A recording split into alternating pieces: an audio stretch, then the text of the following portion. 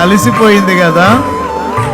దైవదాసుడు పని చేసి చేసి చేసి చేసి ఎంప్టీ హ్యాండ్స్ అయిపోయినాయి కదా పాస్టర్ గారివి.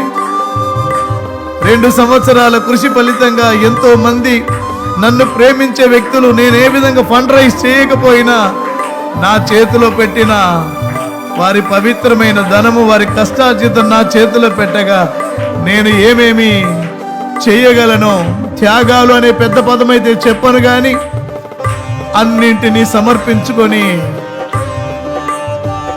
ప్రభు కోసం పనిచేశామే.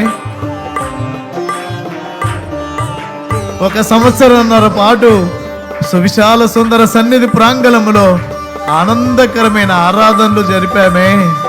ఒక్కసారిగా ఆశల సౌధం కూలిపోయినప్పుడు ఇంకా ఇది మన వల్ల అవుతుందా? చేయగలమా? ఇలాంటిది చేయగలమా కదా?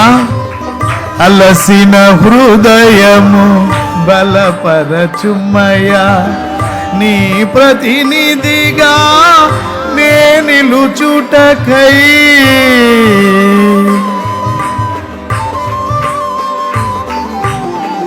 అలసిన హృదయము బలపరచుమయ్యా, నీ ప్రతినిధిగా నే నిలుచుటకై.